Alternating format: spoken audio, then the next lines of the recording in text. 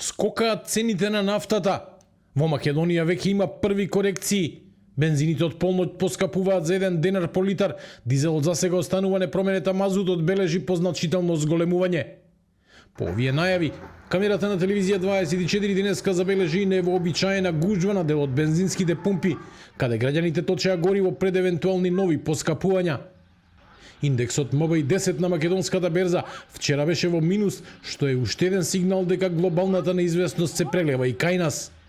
Причината е ескалација на конфликтот на Блискиот исток, пошто барелот Брент надмина $82, а гасот и златото поскапеа. Во фокусот е Ормускиот теснец, клучна рута за светската трговија со нафта.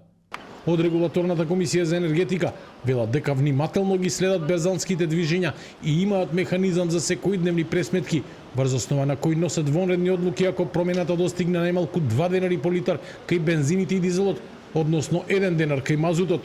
Во формулата се вклучени 5-дневните берзански цени, курсот на доларот и акцизата, но и глобалните фактори што влијаат врз понудата и побарувачката, велат од РКЕ. Со ваквиот пристап се обезбедува сигурност, стабилност и предвидливост на пазарот со нафтените деривати, а се со единствена цел да се заштитат потрошувачите од големи ценовни осцилации. Акцизата и понатаму останува инструмент преку кој државата може директно да влијае врз крајната цел на горивата, како што беше случај во претходната енергетска криза, кога со намалувањето на давачките се ублажи ударот врз граѓаните и компаниите.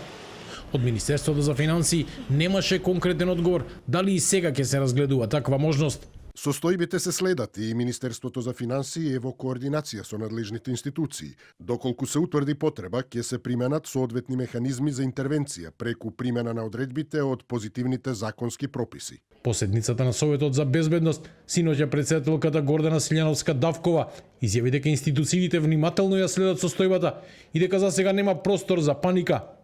Таа посочи дека земјата располага со енергетски резерви и дека се работи на диверзификација на снабдувањето, вклучително и преку гасниот интерконектор со Грција, со цел да се намали зависноста од надворешни шокови.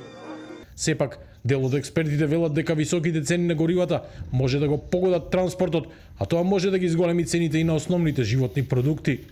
Во меѓувреме, ОПЕК Плюс најави постепено зголемување на производството од наредниот месец, но аналитичарите предупредуваат дека евентуалниот подлог прекин на транспортот низ Ормускиот теснец би можел повторно силно да ги зголеми цените на нафтата и гасот и да создаде нов инфлаторен притисок и врз македонската економија.